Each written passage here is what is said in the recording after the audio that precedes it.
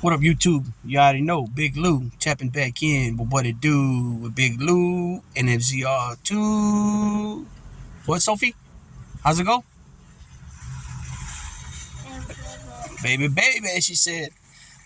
So first time you come to the channel, be highly appreciated if you sub, like, and share the channel with your family, friends, peoples, folks, gente, buddies, pals, amigos, amicos, and how us Puerto Ricanos say, panas. So as you can tell from the thumbnail, this is the UFC 284 results. I'm going to touch first on the main event. Volkanovski, the featherweight champ, went up against the lightweight champ, Islam Makhachev.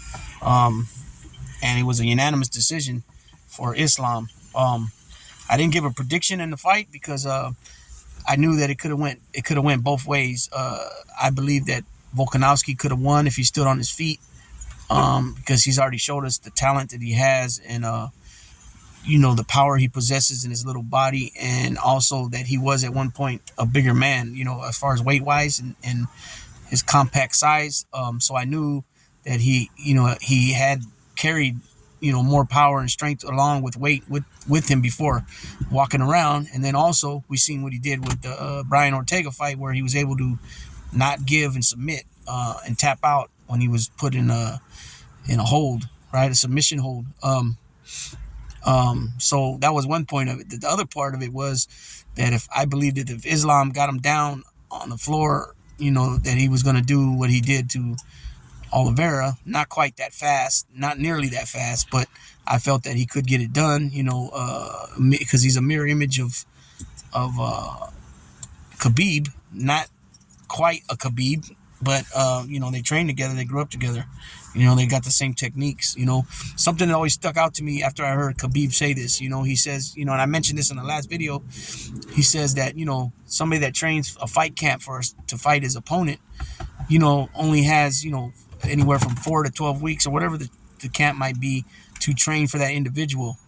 On the other hand, you flip that coin, and that fighter that he's training to fight has been doing these type of tactics and had this in his repertoire for years. You know what I mean? So it doesn't compare, but that's how you separate the greatness from the good. You know what I'm saying? The great legendary champs that we're gonna remember from the ones that are just mediocre. Maybe I want to say mediocre because a lot of them still have talent. Contenders will say, and even some that have been champions. Because everybody has a puncher's chance, right? And if you get a guy in a good submission position and you're able to submit him, doesn't necessarily mean you're better than him. It just means you beat him to the punch that day. You know what I'm saying? It's basically like that. It goes with that any given Sunday type thing. So I knew that the fight could have went either way when it came to that.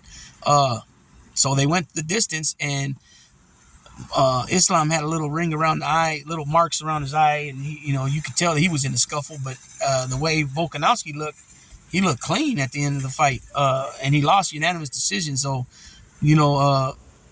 not to take nothing from the guy, he's only got 2 losses over 20-something fights, pro fights, with only 2 losses. He's and he's still the champ at featherweight. So I wasn't aware of this. Shouts out to Buzz from Yard Recall with Buzz. He put me up on game. I thought both belts were for grabs, but it was only the lightweight title. And I misspoke too in the last one, and I did realize it after I recorded it that I said welterweight champ, and he's not the welterweight champ. He's the lightweight champ. The welterweight champ is Leon Edwards. So yeah, I mean, I think I even made it. I even said it. I think I posted it in the comment section that this is a potential fight of the year fight. So from everything I read, because I didn't watch it, but everything I read, a lot of people were satisfied with the outcome as far as what they did in the octagon. You know what I'm saying? I want to say a lot of some people didn't agree with the scoring, and I think some people felt that Volkanovski won. So if you guys don't mind, leave in the comments and let me know what you think about the outcome, what it was called. But I'm gonna read this, what I found here. He said he didn't wait a minute. Okay, the number 1 and number 2 pound for pound matchup was everything UFC fans hoped it would be, and then some. Islam Makhachev and Alexander Volkanovski went 5 rounds, trading punches and words, takedowns and emotion. In the end, it was Makhachev who emerged victorious, winning a close yet unanimous decision, 47-48, 48-47, 48-47, and 49-46. The lightweight champion proudly proclaimed after the bout that he's the best fighter in the world, but he appreciated the competition that Volkanovski brought to the fight. Let's see. The loss was Volkanovski's first in the UFC and only his second as a pro. Let's see. That is the staple. Let's see. It says the Australian prevented much of the ground damage that is the staple of Makhachev's offense and was able to knock Makhachev down with solid striking, but it wasn't enough. See, that's what I mean. See, he's got a lot of power in that little punch of his. You know what I mean? And he can do some damage. He didn't respect my wrestling grappling, Volkanovski said. Maybe I didn't respect his striking enough either. He landed some shots. Fair play to both of us.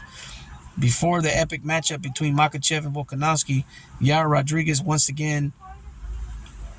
proved once again why he is one of the most talented and entertaining fighters on the roster. Rodriguez stopped the always durable Josh Emmett by submitting him off his back with a triangular choke. Rodriguez now awaits to see when he'll step into the octagon with Volkanovski, who was adamant he wants to stay active in 2023. So that's what I didn't understand, because Buzz put me up on that too. I was like, why would Yair Rodriguez and Josh Emmett be the co-main event when these guys are fighting for 2 belts? You know, well, then that's when he told me, well, only the 1 belt, lightweight's on the line.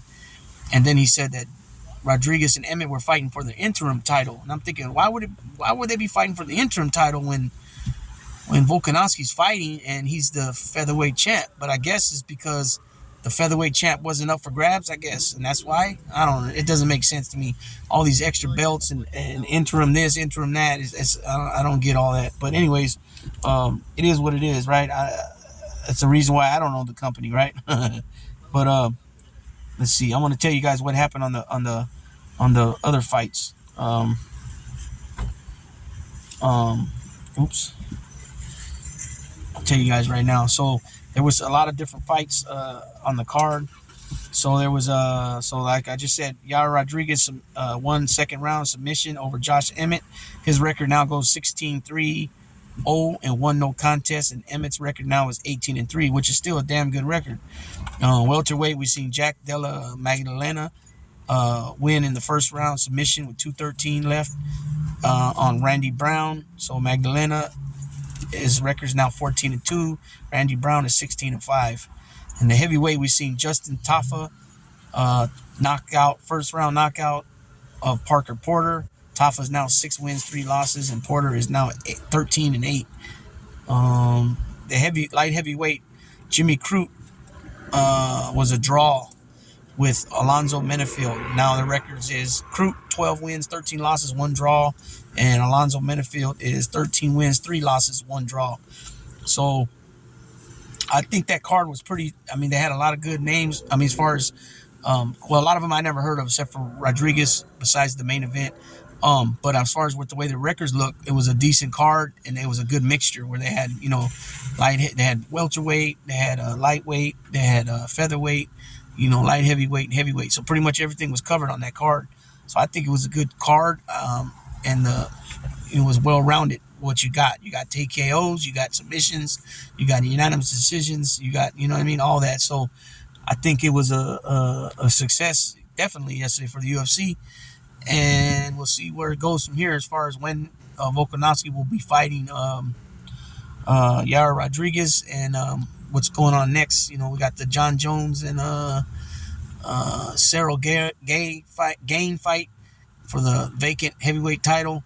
We got what else is coming up? We got Leon Edwards, Kamaru Usman 3.